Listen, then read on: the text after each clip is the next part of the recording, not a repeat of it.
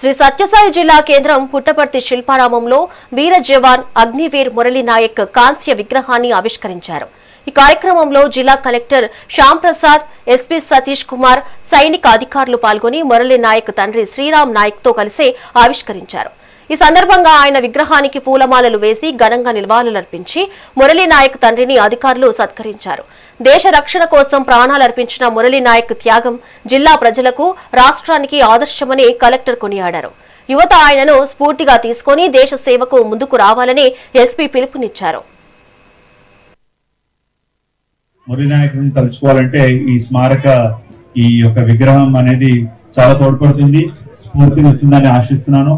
So రాష్ట్ర ప్రభుత్వం కూడా ఇది ఏదైతే ఆ రోజు ఆపరేషన్ సింధూర్లో వారు చేసినటువంటి త్యాగాన్ని ప్రతిజ్ఞ ఈ రోజు ఏర్పాటు చేస్తున్నారో దాని ప్రకారంగా ఇవాళ జిల్లా సైనిక వెల్ఫేర్ డైరెక్టర్ గారు, మన ఎస్పీ గారు ఇక్కడ అందరి సమక్షంలో ఈ రోజు మనం ఇది వారి యొక్క విగ్రహావిష్కరణ చేయడం జరిగింది.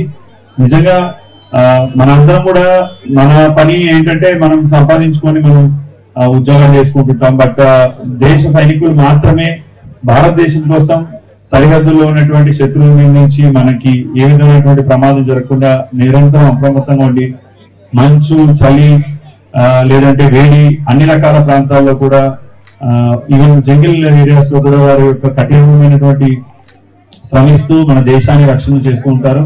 సో నిజంగా వారి యొక్క సేవకి, త్యాగానికి మనం వెలకట్టలేము. కానీ మురళీ నాయక్ ఎప్పటికీ కూడా అమరుడుగా మనందరి హృదయాల్లో ఉంటారని చెప్పి